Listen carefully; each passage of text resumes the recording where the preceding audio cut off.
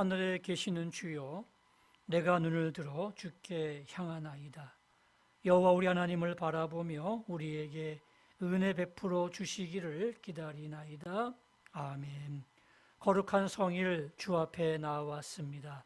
우리의 마음과 정성을 다하여 예배를 드리오니 이 예배를 기쁨으로 받아 주시옵소서. 준비하신 하늘의 신령한 은혜를 나리워 주시고 하늘의 평강과 하늘의 기쁨을 맛보는 복된 시간 되게 하여 주시옵소서. 예수님의 이름으로 간절히 기원하옵나이다. 아멘.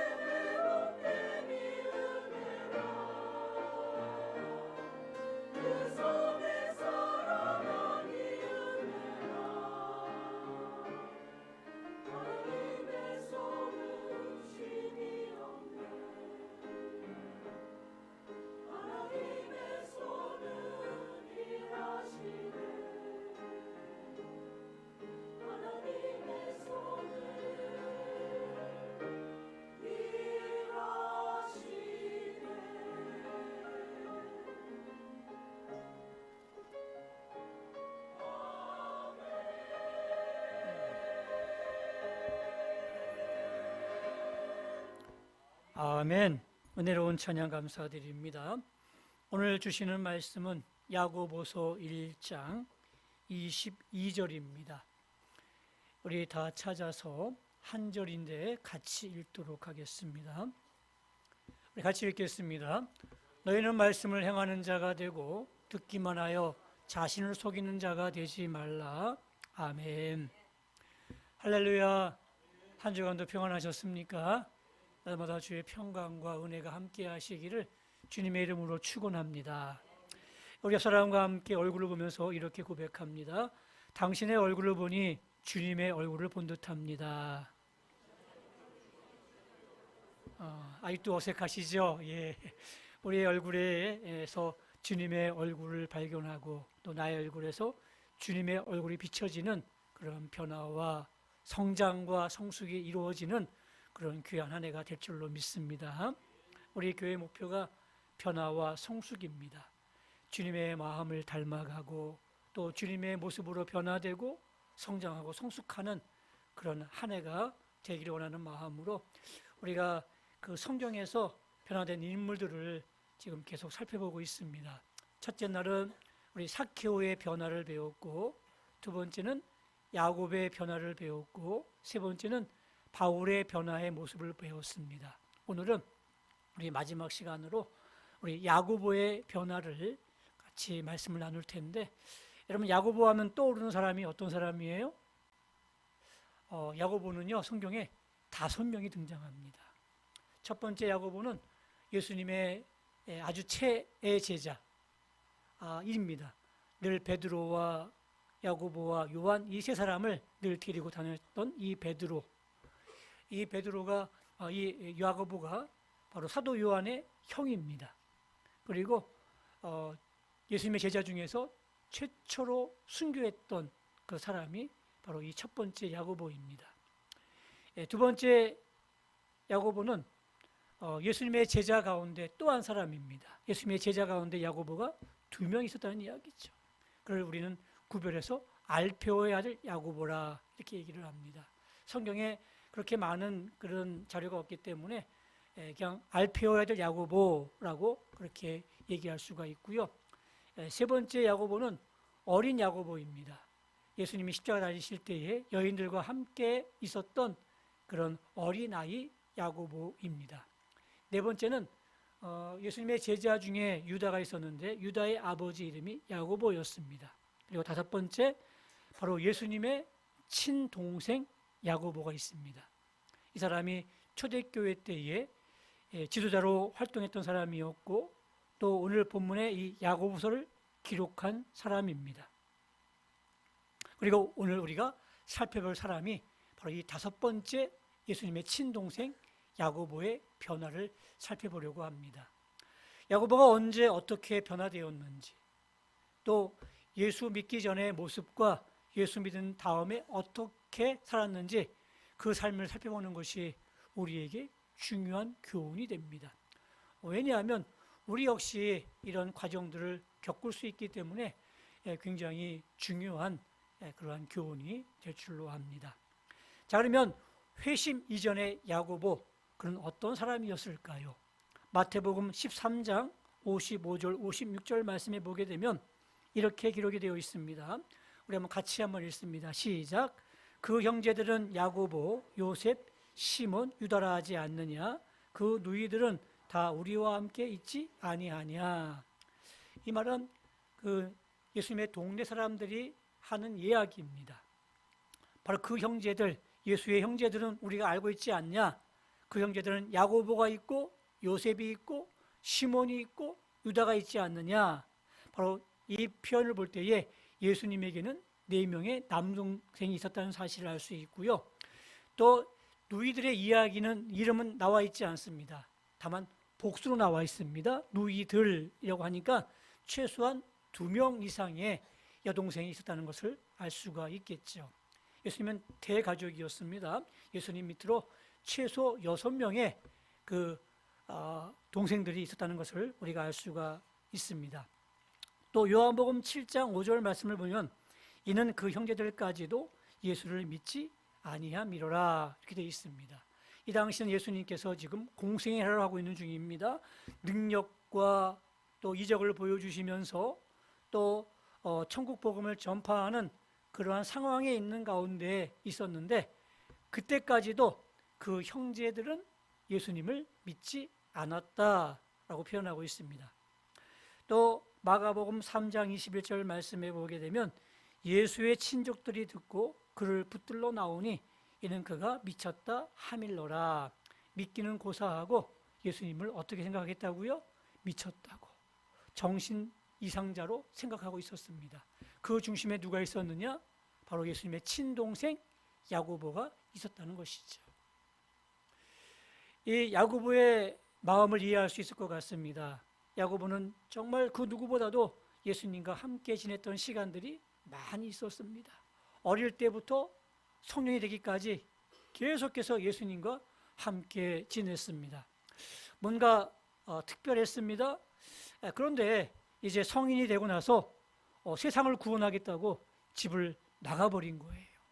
맏형이. 게다가 아버지가 돌아가셨습니다. 어머니와 줄줄이 동생들이 많이 있는데 그 어린 동생들과 어머니를 그냥 제쳐두고 세상을 구원하겠다고 나가버렸어요. 그러니 그 모든 장남의 몫은 누가 되겠습니까? 이 야고보가 그 몫을 고스란히 그 책임을 질 수밖에 없는 상황이었습니다. 그러니 형이 믿기도 하고 이해도 안 되고 또 화가 났을 겁니다. 그래서 이 형을 믿을 수가 없는 거였어요. 오히려 예수님을 믿지 못하고 또 인간적인 눈으로 주님을 바라봤기 때문에 그는 예수님의 말씀을 들음에도 불구하고 예수님을 믿지 못했던 것이었습니다. 그리고 그는 아직 회심하지 못했고 변화되지 못했던 것이었죠. 가장 가까이 있음에도 불구하고, 가장 많은 시간을 보냈음에도 불구하고 예수님을 믿지 못했던 거였습니다. 오늘 우리 교회에도 이런 분들이 많이 계십니다. 겉으로는 하나님을 믿노라 합니다. 또 종교가 뭐냐고 얘기하면 기독교라고 그렇게 이야기를 합니다. 그런데 아직 속사람은 예수님을 만나지 못했습니다. 변하지 못했습니다. 회심하지 못했습니다. 그래서 늘 세상을 좋아하고 세상만 바라보고 세상의 성공이 모든 성공이냐, 그렇게 사는 사람들이 얼마나 많이 있습니까? 그런 분들이 바로 이 회심 전의 야고보의 모습과 똑같은 모습이에요. 최근 안타까운 통계를 보았습니다. 목회 데이터 연구소에서 발표한 내용인데, 모태신앙 중에서, 모태신앙이 어떤 사람들이에요? 어머니 뱃속에서부터 믿었던 사람들입니다. 믿음의 가정에 태어나서 부모님을 따라서 교회에 나왔던 사람들이 모태신앙인들인데, 그 모태신앙인 중에서 이제 장성해서 성년이 되었을 때 교회의 신앙생활을 잘하고 있는지를 보았는데, 보니까 4분의 1밖에 안 되더라는 이야기입니다. 나머지 4분의 3은 다 교회를 떠났다는 이야기예요. 여러분, 목회, 믿음의 가정에서 태어났습니다. 그리고 어릴 때부터 그 교회 안에서 살아왔던 사람들인데 왜 그들이 다 떠나버렸을까요? 회심하지 못했기 때문에, 변화되지 못했기 때문에.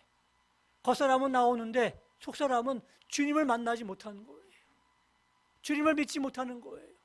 그러다 보니까 어렵고 힘든 그런 일들이 휘몰아치게 되면 신앙을 다 저버리고 떠나게 되는 거죠. 참 안타까운 상황들이에요. 겉사람만 만나는 것이 아니라 우리의 속사람, 우리의 심령이 예수님을 만나야 되는 겁니다.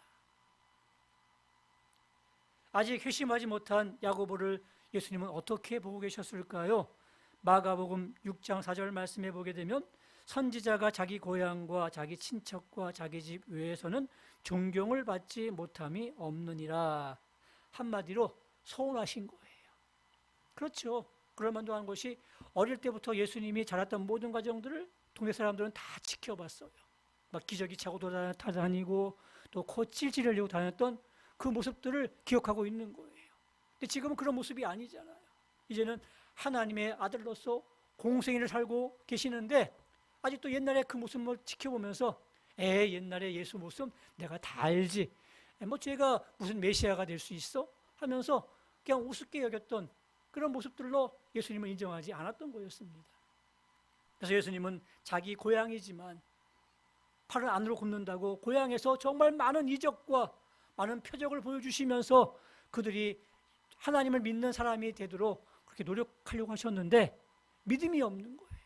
결국 이적을 행하지 못하셨죠. 안타까운 마음으로 얘기하는 거예요. 내가 고향 땅에서 영접받지 못하고 이렇게 받아들인 사람이 없다라고 얘기하는 거죠. 그 중에는 바로 이 가족도 포함되어 있었던 것이었습니다. 그 중심에 이 친동생 야고보가 서 있던 것이었어요. 아직까지 회지 못한 그리스도인들, 주께서 그들을 보실 때에 어떻게 생각하실까요? 똑같이 안타깝고 또 서운하게 생각하지 않으시겠습니까? 여러분의 겉모습은 이곳에 나와 앉아 계시는데 여러분의 속마음, 그 속사람은 변하지 않고 아직도 주님을 만나지 못하고 주님을 믿지 못하는 그러한 마음으로 계십니까? 그렇다면 우리는 어떻게 해야 되겠습니까? 서운하시고 또 안타까워하실 그 주님의 마음을 생각하면서 우리가 변화의 힘을 쓰고 성장의 힘을 쓰고 성숙의 힘을 쓸 수 있는 저와 여러분들이 꼭 될 수 있기를 바랍니다. 그래서 우리 주님을 기쁘시게 해드리는 그런 복된 한 해 되시기를 주님의 이름으로 축원합니다. 자, 그러면 야고보가 언제 회심했을까요? 이 문제에 대한 질문의 답은 성경에 잘 나와 있지 않습니다.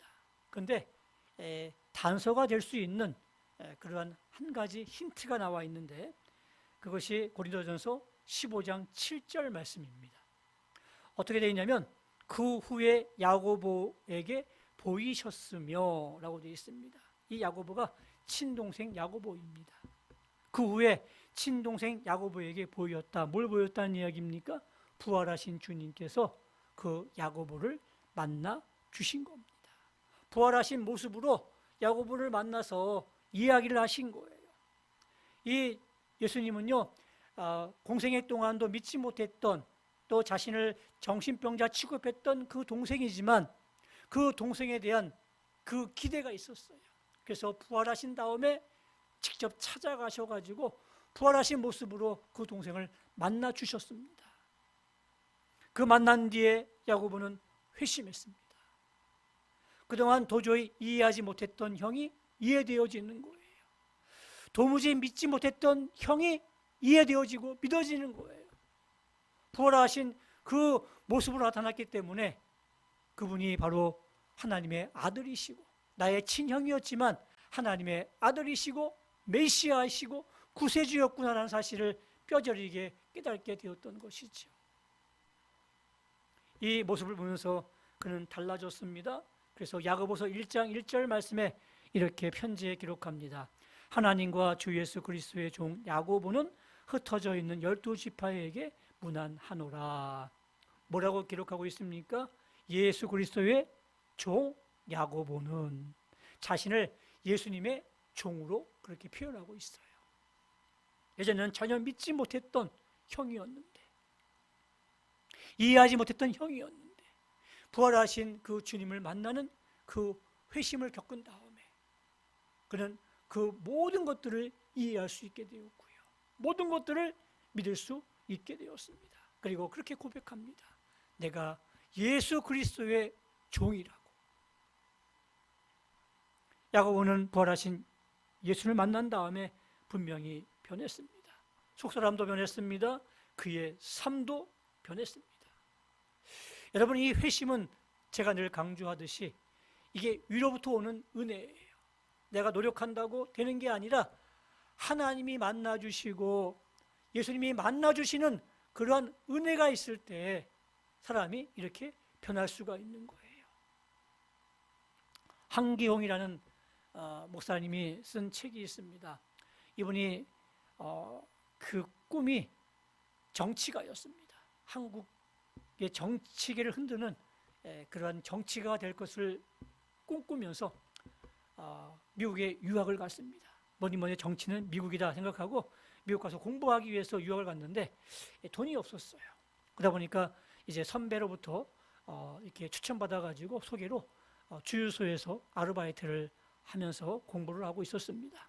어느 늦은 날 이제 그 아르바이트를 하고 있는데 그 전도지 한 장을 받게 되었습니다. 이 전도지에 보니까 요한복음 3장 16절과 히브리서 9장 27절 말씀이 기록되어 있는 겁니다. 요한복음 3장 16절 말씀 우리가 잘 알고 있지 않습니까? 아주 유명한 말씀이에요. 하나님이 세상을 처럼 사랑하사 독생자를 주셨으니 이는 저를 믿는 자마다 멸망치 않고 영생을 얻게 하려 하심이라. 아주 유명한 말씀이에요. 또 알았겠죠. 근데 히브리서 9장 27절 말씀을 읽으면서 그런 큰 충격을 받게 되었습니다. 그 말씀이 뭐냐면 한 번 죽는 것은 사람에게 정해진 것이요 그 후에는 심판이 있으리니. 한 번 죽는 것, 그래 맞아. 사람은 한 번 죽게 돼 있지. 다 인정하는 그런 그 명제 아니겠습니까? 근데 이 사람의 머리를 친 건 뭐냐면 그 후에 심판이 있다는 사실이었습니다. 여태껏 죽으면 끝나는 걸로 알고 있었습니다. 한평생 사는 것, 이왕 사는 것 이렇게 살겠다라는 그런 다짐으로 여기까지 와서 유학을 하고 있었는데 한 번 죽는 것으로 끝나는 것이 아니라 그 후에 심판이 있다 하면서 계속 꼬리를 물고 질문이 이어가는 겁니다. 그렇다면 그 심판이 뭘까?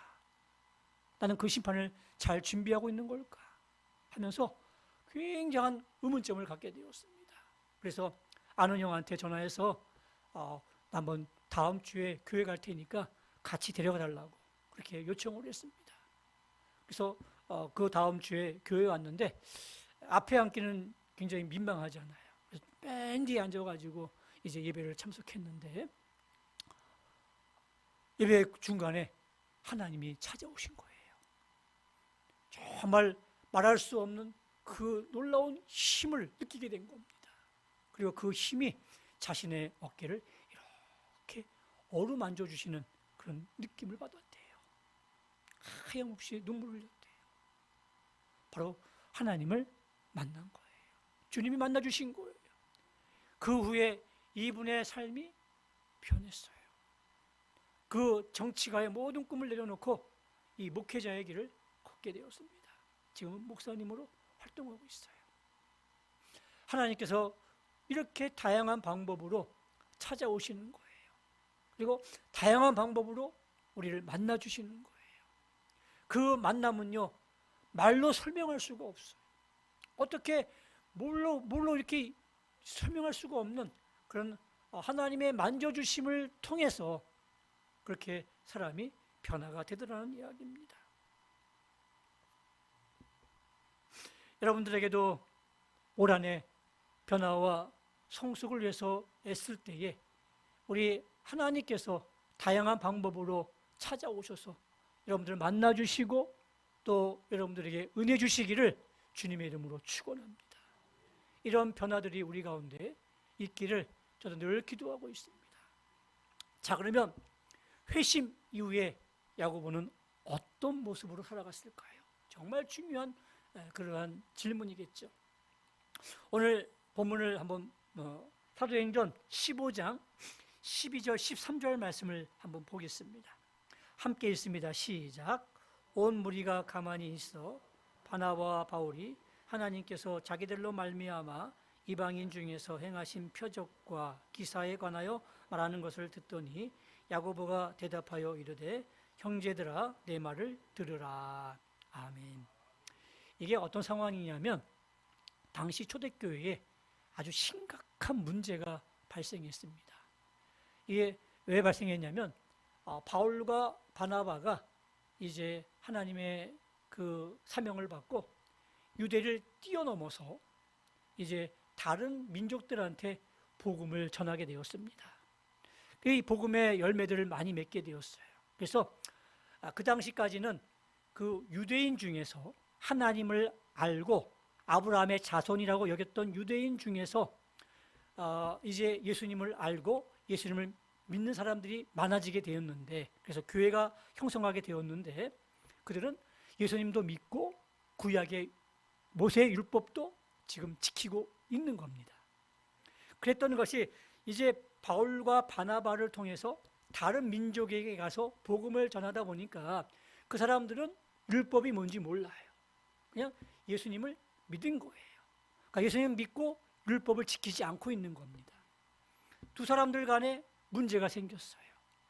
예수님 믿으면 율법을 지켜야지 라는 사람도 있고, 우리는 율법을 모르는데 왜 지켜야 돼? 그냥 예수 믿으면 되지 라는 사람도 생겨나게 된 거예요. 이게 그 하나의 정체성의 혼란을 가지고 오게 된 겁니다. 그러다 보니까 너무나 큰 문제이기 때문에 예루살렘 교회에서 이 문제에 대해서 회의를 하게 되었습니다. 그 장면이 사도행전 15장에 기록되어 있는데, 그 회의의 의장이 누구냐면 바로 야고보입니다. 예수님의 친동생이었던 야고보가 이 정말 중요한 회의의 의장이 되었던 겁니다. 베드로가 아니었습니다. 바울도 아니었습니다. 요한도 아니었습니다. 또 예수님의 친제자였던 야고보도 아니었습니다. 예수님의 친동생이었던 야고보가 이 정말 중요한 회의의 의장이 되었던 것이었습니다. 어떻게 이런 일이 가능했을까요? 바로 답은 주님께서 세워주셨기 때문일 겁니다. 그러나 그것만은 아니었습니다. 그의 피나는 노력이 있었어요. 어떤 노력인 줄 아십니까? 바로 오늘 본문의 말씀이에요.